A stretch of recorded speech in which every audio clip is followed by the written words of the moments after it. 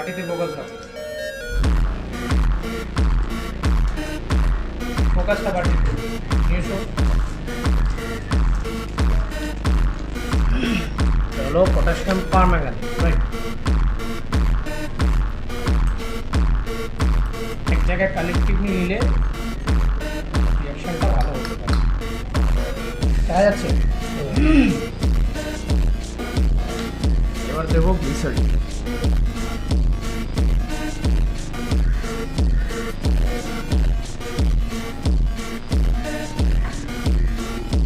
এমন একটা রিয়াকশন যেখানে কোনো কিসের দরকার হয় না, কোনো হিটের দরকার হয় না।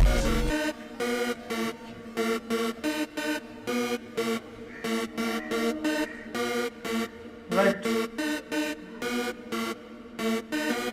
দিলাম। এটা বাটিতে ফোকাস রাখো, দেখা যাচ্ছে পুরোটা।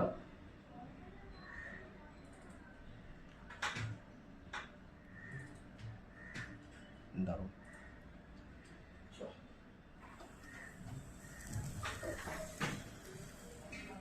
জাস্ট একটা ড্রপ মানে পিঞ্চ পড়েছে, সেই পিঞ্চে দেখতে পেলাম কি অবস্থা। এবার কিন্তু আর একটু বেশি হবে। ক্লিয়ার?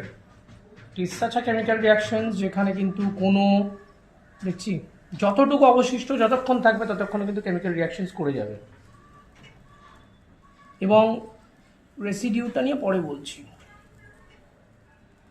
যতক্ষণ পটাশিয়াম পারম্যাঙ্গানেট থাকবে ততক্ষণ কিন্তু রিয়াকশনস হবে, যে দেখছি দেখতে লাগবে পুরো ভলক্যানিক রিয়াকশনসের মতো। উদাও কিচ্ছু নেই, ছেড়ে দাও।